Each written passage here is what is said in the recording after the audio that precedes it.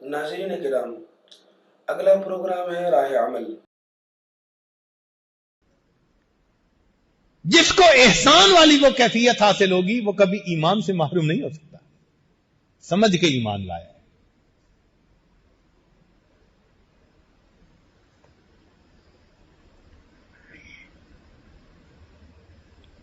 ملا جیوا رحمت اللہ علیہ فرماتے ہیں کہ انسان کے ایمان کو سب سے زیادہ خطرہ موت کے وقت ہوتا ہے، سب سے زیادہ خطرہ موت کے وقت ہوتا ہے۔ کتنے لوگ ہوتے ہیں موت کے وقت شیطان ایسا حربہ اختیار کرتا ہے ایمان سے محروم۔ تو موت کے وقت ایمان کس کا بچے گا؟ جو سمجھ کے ایمان، جس کے پاس ایمان کے ساتھ احسان بھی ہوگا۔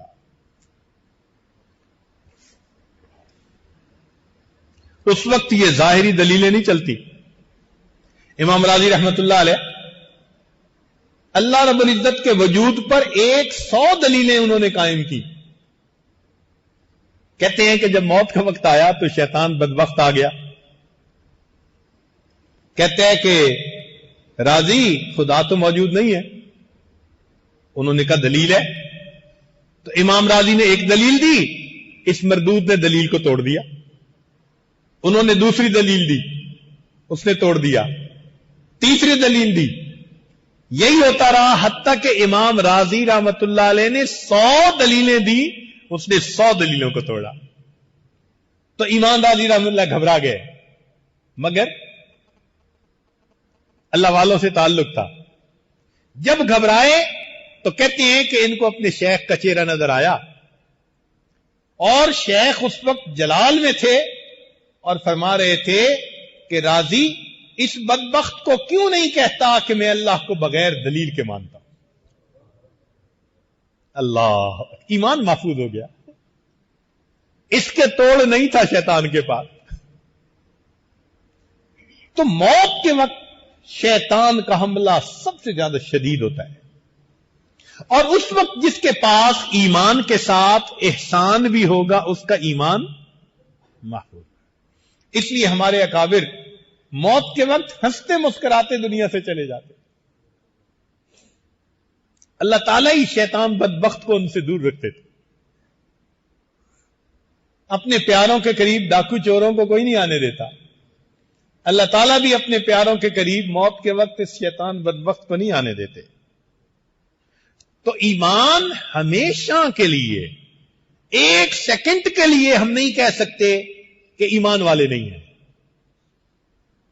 بستہ بستن سے، بندھنے سے، اور ایمان بندھنے کا دوسرا معنی ہے، لہذا ہم ہمیشہ کے لیے اللہ کی غلامی میں جکڑے ہوئے ہیں، ہمیشہ کے لیے، ایک ایک لمحہ کے لیے ہم اللہ کی غلامی میں جکڑے ہوئے ہیں۔ لہذا جس کو ہم طریقت کہتے ہیں وہ حقیقت میں شریعت کی محافظہ اور شریعت کی خادمہ ہے۔ یہ شریعت سے الگ چیز نہیں ہے۔ کیا ہے؟ شریعت کی محافظہ اور شریعت کی خادمہ ہے۔ احسان ہوگا نماز محفوظ، احسان ہوگا گناہوں سے محفوظ۔ تو طریقت محافظہ ہے شریعت کی، خادمہ ہے شریعت کی، اور اصل تو شریعت ہی ہے۔ اس لیے یہ ایمان کا محفوظ چلے جانا بہت بڑی اللہ کی رحمت ہوتی ہے۔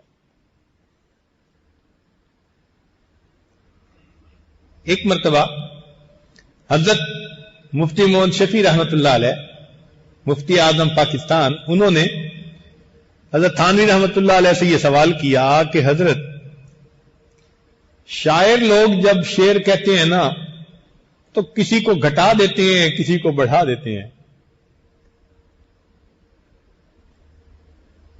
انسانی فطرت ہے گھٹا بڑھا دینا، افراط و تفریط کا مرتکب ہو جانا۔ تو پوچھا کہ کیسے؟ حضرت یہ جو مولانا روم رحمت اللہ علیہ نے شعر کہا ہے، یک زمانہ صحبت با اولیاء بہتر از 100 سال طاعت بے ریا۔ مجھے تو اس میں افراط و تفریط نظر آتی ہے کہ اللہ والوں کی ایک لمحہ کی صحبت 100 سال کی بے ریا عبادت سے بہتر ہے. اگر کہہ دیتے نا کہ 100 سال کی عبادت سے بہتر، ہاں بھائی ریا والی عبادت ہوگی اس سے تو بہتر. وہ کہتے ہیں نہیں، 100 سال کی بے ریا عبادت سے بہتر. تو فرماتے ہیں کہ یہ تو مجھے افراط و تفریط نظر آتی ہے. تو حضرت اقدس تھانوی رحمۃ اللہ نے فرمایا اچھا میں اس شعر کو پڑھوں؟ جی حضرت. تو حضرت نے پڑھا یک زمانہ صحبت با اولیاء بہتر از لکھ سالہ طاعت بے ریا. لاکھ سال کی بے ریا عبادت سے. اب وہ حیران، 100 سال سمجھ میں نہیں آتے تھے، حضرت نے لکھ سال کی بات کر دی. پھر حضرت نے بات سمجھائی. حضرت نے فرمایا کہ دیکھو، لاکھ سال اگر کوئی بندہ عبادت کرے، اس کو اپنے ایمان کے محفوظ لے جانے کا یقین ہے. یقین تو کسی کو نہیں نہ ہو سکتا کہ پتہ نہیں موت کے وقت کیا ہوگا. دیکھیں شیطان بدبخت نے کتنی عبادت کی تھی، ہزاروں سال چپے چپے پہ سجدے کیے تھے، بالآخر محروم ہو گیا نا. بلم باور نے 300 سال عبادت کی، دھتکارا گیا نا. تو یہ یقین تو کسی کو بھی نہیں کہ موت کے وقت کیا ہو. اتنی عبادت کے باوجود خطرہ ہے، ڈر ہے کہ پتہ نہیں موت کے وقت کیا ہوگا. تو یہ مانا نا کہ لاکھ سال کے بعد بھی خطرہ ہے، کچھ نہیں کہہ سکتے. تو حضرت تھانوی رحمۃ اللہ نے سمجھایا کہ دیکھو لاکھ سال کی عبادت کے بعد بھی خطرہ، اور اللہ والوں کی جو صحبت ہوتی ہے تھوڑی دیر کی، وہ انسان اگر اختیار کرے تو نبی علیہ السلام گواہی دے رہے ہیں ہم رجال لا یشقا جلیسہم، یہ وہ لوگ ہیں جن کے پاس بیٹھنے والا بدبخت نہیں ہوتا، اور بدبخت وہ ہوتا ہے جو موت کے وقت ایمان سے محروم ہو. جب محبوب نے فرما دیا وہ بدبخت نہیں ہو سکتا، تو یہ اس بات کی دلیل کہ ان کی صحبت میں بیٹھنے والے کو اللہ موت کے وقت ایمان کے ساتھ دنیا سے لے کے جاتے ہیں. تو لاکھ سال کی عبادت سے وہ نتیجہ نہ ملا جو ایک لمحہ کی ان کی صحبت سے مل گیا، اس لیے یہ صحبت زیادہ اعلیٰ ہوتی ہے.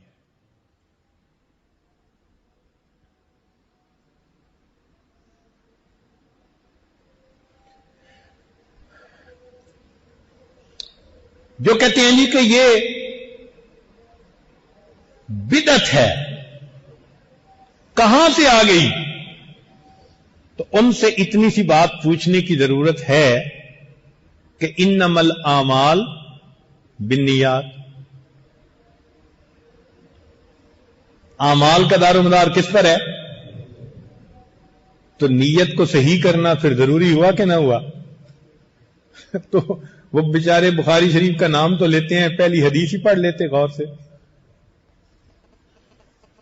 پہلی حدیث بتا رہی ہے کہ اعمال کا دار و مدار کس پر ہے، اور نیت کو خالص کرنا، اسی کا نام تو تصوف ہے.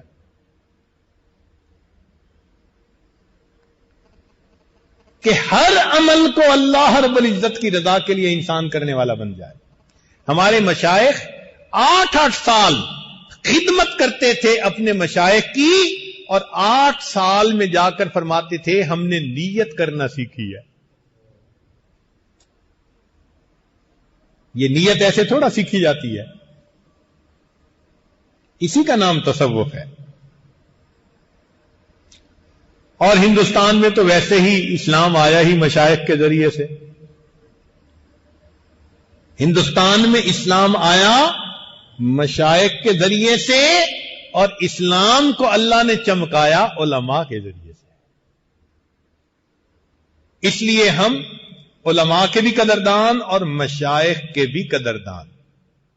اور یہ جتنے سلاسل ہیں نا، ان سب کی منزل ایک ہے.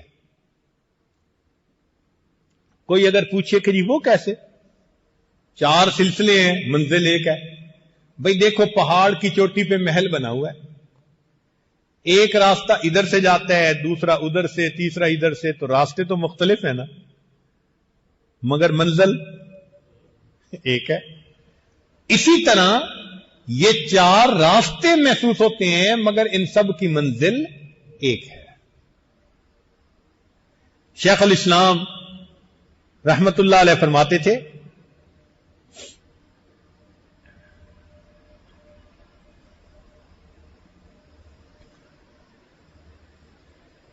کوئی نقشبندی ہے، کوئی چشتی ہے، کوئی قادری ہے، کوئی سہروردی ہے، اگر دل میں ایک خدا کی یاد ہے تم سب کچھ ہو، ورنہ تم کچھ بھی نہیں. تو مقصود تو تمام سلاسل کا اللہ کی یاد، اللہ کی ذات، اور ان اسباق سے انسان کو پھر یہ کیفیت نصیب ہو جاتی ہے. یہ نیت جو ہوتی ہے نا، یہ مشائخ کے پاس آ کے بندہ سیکھتا ہے. نیت سے ہی تو عمل بدل جاتا ہے. چنانچہ مولانا یحییٰ رحمۃ اللہ علیہ جو حضرت شیخ الحدیث رحمۃ اللہ کے والد تھے، ان کا ایک عجیب واقعہ ہے کہ گرمیوں کا موسم آتا تو عصر سے مغرب چونکہ مدرسے میں چھٹی ہوتی تھی تو وہ چلے جاتے تھے ایک کنویں پر اور وہاں جا کے بیٹھ جاتے تھے اور طالب علم کو کہتے تھے کہ میرے اوپر ڈول بھر بھر کے ڈالتے جاؤ، ڈول بھر بھر کے ڈالتے جاؤ. تو طلباء ڈالتے جاتے تھے سینکڑوں ڈول پانی کے. تو ایک ہمسایہ تھا حضرت کا، وہ ایک دن کہنے لگا کہ مولانا ہمیں تو کہو اسراف ہوئے، خود کرتے جاؤ. کہ مولانا ہمیں تو کہتے ہو کہ یہ اسراف ہے، بھئی سینکڑوں ڈول ڈال رہے ہیں اور خود اسراف کر رہے ہیں. تو وہ چونکہ قریبی بھی تھا اور بے تکلفی بھی تھی تو وہ کہتا تھا کہ ہمیں تو کہو مولانا کہ اسراف ہوئے اور خود کرتے جاؤ. تو حضرت آگے سے جواب دیں کہ میرے لیے جائز، تیرے لیے حرام.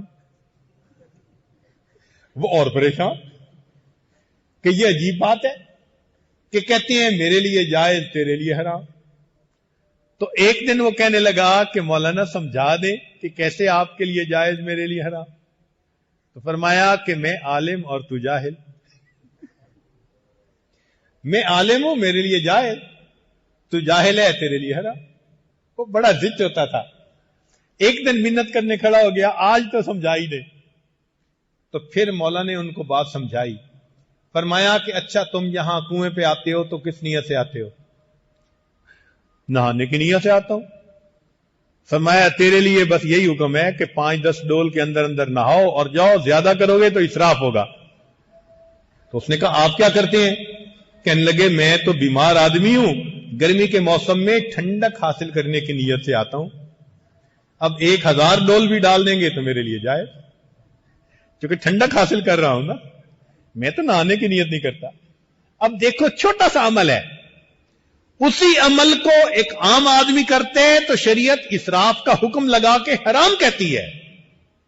اسی عمل کو ایک عالم کرتا ہے لیکن ٹھنڈک، بیماری دور ہونے کا سبب سمجھ کر شریعت اس کی اجازت دے دیتی ہے. تو معلوم ہوا نیت کو سیکھنا تو پھر ضروری ہے. تو مشائخ کی صحبتوں میں آ کے یہی نیتیں سیکھی جاتی ہیں.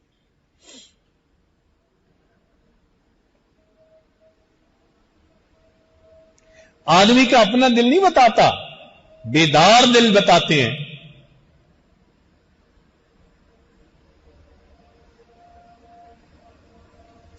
چلیں 1-2 مثالیں اور دے دیتے ہیں.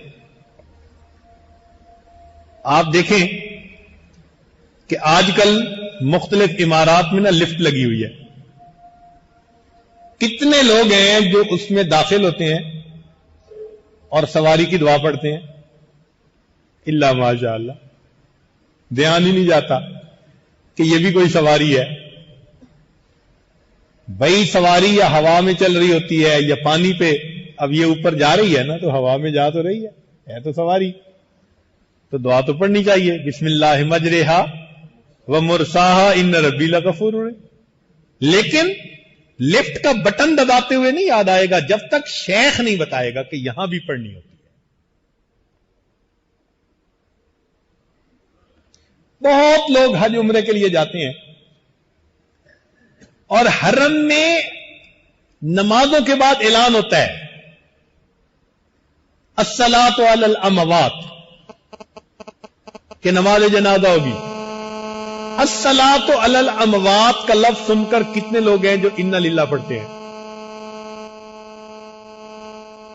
علماء بھی جاتے ہوں گے, دل سے پوچھیں نا کبھی انا للہ پڑھی؟ حالانکہ الصلاۃ علی الاموات کے لفظ سے ایک میت کی خبر مل رہی ہے.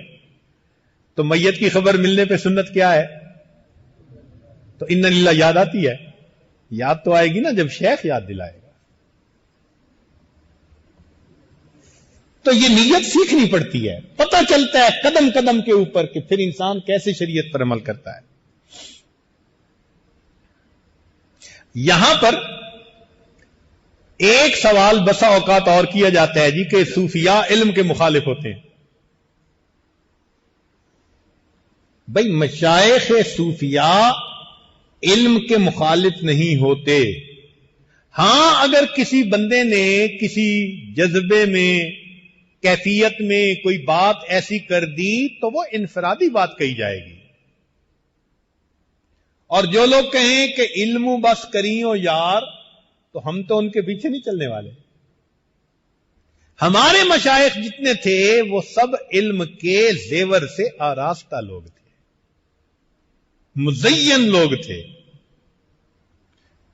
چنانچہ طبقہ اول کے جتنے بھی مشائخ تھے وہ اپنے مریدین کو علم حاصل کرنے کی تلقین فرماتے تھے. سید الطائفہ جنید بغدادی رحمت اللہ علیہ نے فرمایا من لم یقرأ القرآن ولم یکتب الحدیث لا یقتدی بہ فی ھذا الامر. جو قرآن نہیں پڑھا اور حدیث نہیں پڑھا وہ ہمارے اس کام کے اندر مقتدا نہیں بن سکتا. ہمارے مشائخ تو حکم فرماتے تھے.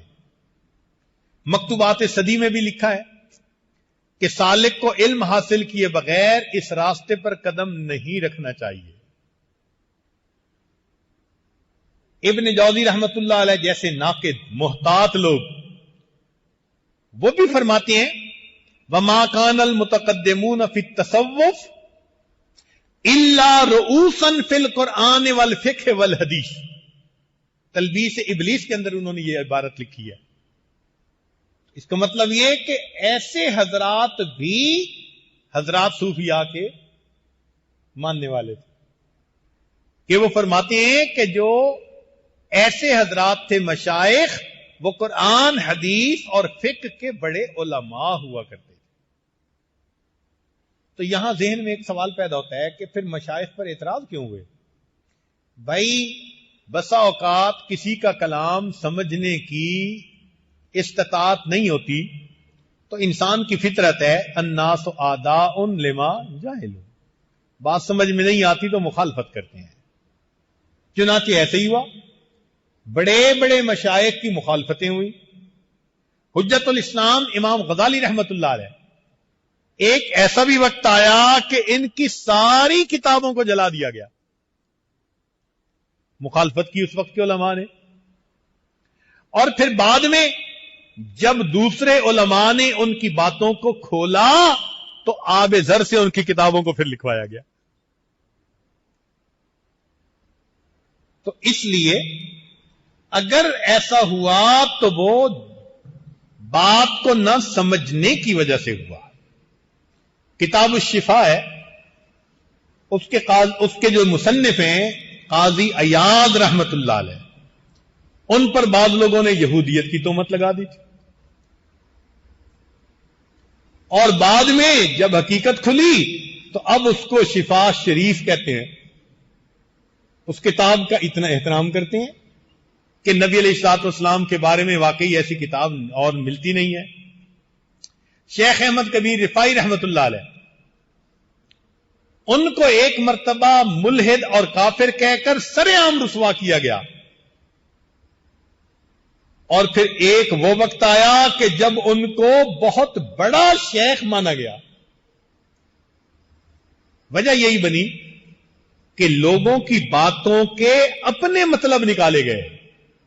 بھئی جو صاحب کلام ہوتا ہے نا، حق اسی کا ہوتا ہے کہ وہ بتائے کہ میرے کلام کا منشا کیا ہے. اب یہ تو نہیں نا کہ توجیہ القول بما لا یرضى به القائل، کہنے والے نے کسی مقصد سے بات کہی اور سننے والے نے اپنا اس سے مطلب نکال لیا، تو وہ تو پتہ نہیں کیا سے کیا مطلب نکال لیں گے. کہنے والے نے کہا تھا روکو مت جانے دو، اور مطلب نکالنے والے نے کہا روکو مت جانے دو. تو بات کچھ تھی، نتیجہ کچھ نکال لیا. یہی ہوا ان مشائخ کے ساتھ. چنانچہ اللہ رب العزت نے مختلف ادوار میں ایسی عبقری شخصیات کو پیدا کیا کہ جنہوں نے ان مشائخ کا دفاع کیا. ابن جوزی رحمت اللہ علیہ نے صفوۃ الصفوہ کتاب لکھی. علامہ شمس الدین ذہبی رحمت اللہ علیہ نے سیر اعلام النبلاء کتاب لکھی. عبد الرحمن جامی نے نفحات الانس لکھی. شیخ عبد الحق محدث دہلوی رحمت اللہ علیہ نے اخبار الاخیار کتاب لکھی. اور علامہ عبد الوہاب شیرانی رحمت اللہ علیہ نے الطبقات الکبریٰ کتاب لکھی. اور ان کتابوں میں انہوں نے ان مشائخ کی زندگیوں کو کھولا. نتیجہ کیا ہوا کہ لوگوں کے ذہنوں میں جو شکوک و شبہات تھے سب کے سب ختم ہو گئے. اللہ نے اس پاک بعض جماعت کے دفاع کا خود انتظام فرما دیا. اور تصوف کے اوپر جو اور اعتراضات تھے تو امام ربانی حضرت مجدد الثانی رحمت اللہ علیہ نے آ کر ان تمام اعتراضات کی مٹی کو صاف کر دیا. چنانچہ ان کے مکاتیب کو پڑھ کر دیکھیے، واقعی انہوں نے شریعت اور سنت کے تلازم کو سامنے رکھا. پتہ چلتا ہے کہ ہم کسی صاحب علم بندے کی بات کو پڑھ رہے ہیں. قریب کے زمانے میں حضرت اقدس تھانوی رحمت اللہ علیہ علم ظاہر بھی اللہ نے دیا کہ 2000 سے زیادہ کتابیں لکھی، اور علم باطن سے بھی اللہ نے نوازا. چنانچہ حضرت تھانوی رحمت اللہ کی جو تفسیر ہے بیان القرآن، اگر آپ اس کا حاشیہ پڑھیں تو اس کے اوپر مسائل سلوک کے نام سے قرآن کی آیات سے جو سلوک کے مسائل نکلتے ہیں ان کو کھولا گیا. حیران ہوتا ہے بندہ پڑھ پڑھ کے کہ واقعی اللہ والوں کو کیا معرفت حاصل ہوتی ہے اللہ کے قرآن کی. ہمارا راستہ اعتدال کا راستہ ہے. ہمارا راستہ اعتدال کا راستہ ہے. ہم علم کے اتنا بھی نہیں پیچھے پڑتے کہ مشائخ کو ہم برا سمجھیں، اور مشائخ کے بھی اتنا پیچھے نہیں لگتے کہ علم کو برا سمجھیں. یہ راستہ کیا ہوا؟ اعتدال کا راستہ ہوا. درکفے جامع شریعت، درکفے سندان عشق، ہر ہوس ناکے ندانن جام و سندہ باختن. ہر بندہ یہ کام نہیں کر سکتا. ہمارے اکابر علماء دیوبند، ان کو اللہ نے یہ نعمت عطا فرمائی تھی. چنانچہ ہمارے مشائخ جب مسند حدیث پر بیٹھتے تھے تو اسقلانی اور کستلانی کی یادیں تازہ کر دیتے تھے، اور جب مسند حدیث پر بیٹھتے تھے تو جنید اور با یدید نظر آیا کرتے تھے. دونوں نعمتیں اللہ نے ان کو عطا فرمائی تھی. ہمارا راستہ یہ اعتدال کا راستہ ہے. اس لیے ہمارے مشائخ نے فرمایا کہ تصوف کا مقصد 3 باتیں ہیں. To cut the story short, بات کو مختصر کریں نا، کہ تصوف کا مقصود کیا ہے؟ کتنی باتیں ہیں؟ 3 باتیں ہیں. کون کون سی؟ خوف خدا، خوف خدا، اتباع مصطفیٰ. خوف خدا، اتباع مصطفیٰ اور مخالفت نفس و ہوا. یہ 3 باتیں پورے تصوف کا نچوڑ ہے. کوئی کہہ سکتا ہے کہ یہ 3 باتیں شریعت کے علاوہ ہیں؟ خوف خدا، اتباع مصطفیٰ صلی اللہ علیہ وسلم اور تیسری چیز مخالفت نفس و ہوا. جس کو یہ تین چیزیں حاصل ہیں اس کو تصوف کو مقصود حاصل ہے. اور یہی مقصود ہے کہ اللہ والوں کی صحبت میں رہ کے یہ چیز نصیب ہو جائے. چنانچہ حضرت تھانوی رحمۃ اللہ سے کسی نے پوچھا کہ حضرت تصوف کا مقصود کیا ہے؟ تو حضرت تھانوی رحمۃ اللہ نے عجیب جواب دیا. فرمایا کہ تصوف کا مقصود یہ ہے کہ انسان کے رگ رگ اور ریشے ریشے سے گناہوں کا کھوٹ نکل جائے. رگ رگ اور ریشے ریشے سے گناہوں کا کھوٹ نکل جائے. چنانچہ وقت کے بڑے بڑے علماء انہوں نے آ کے مشائخ سے بیعت کی. علامہ شامی رحمت اللہ علیہ کے شیخ مولانا خالد رومی، مولانا خالد کردی رحمت اللہ علیہ، انہوں نے عبداللہ دہلوی رحمت اللہ علیہ سے بیعت کی. قاضی ثناء اللہ پانی پتی رحمت اللہ علیہ، انہوں نے مرزا مدر جانے جانا رحمت اللہ علیہ سے بیعت کی. حضرت نانوتوی رحمت اللہ علیہ، گنگوہی رحمت اللہ علیہ، شیخ الہند رحمت اللہ علیہ، انہوں نے حضرت حاجی امداد اللہ مہاجر مکی رحمت اللہ علیہ سے بیعت کی. ہمارے ہاں جامعہ شرفیہ کے بانی حضرت مفتی محمد حسن رحمت اللہ علیہ حضرت تھانوی رحمت اللہ علیہ سے جا کر.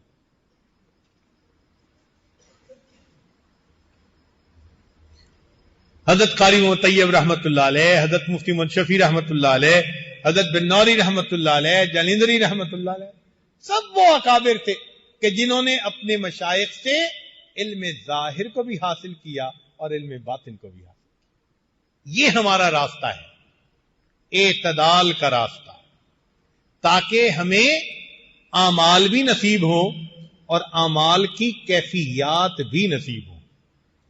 اعمال بھی نصیب ہوں اور اعمال کی کیفیات بھی نصیب ہوں. دیکھیں، ایک ہوتا ہے بانس، خشک ہوتا ہے، اس کی ایک خاص شکل ہوتی ہے،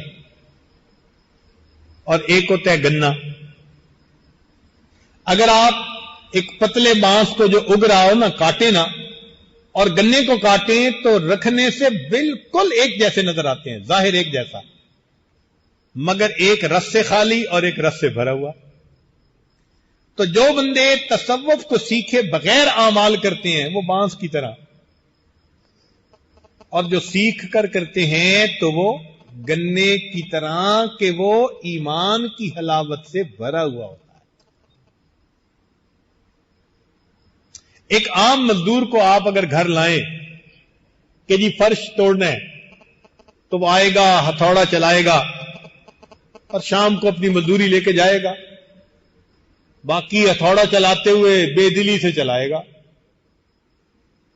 اور ایک تھا فرہاد کہ جس کو لوگوں نے کہا تھا کہ اگر تم پہاڑ کھود کر دودھ کی نہر نکالو تو تمہارے محبوب سے تمہارا وصل ہو جائے گا.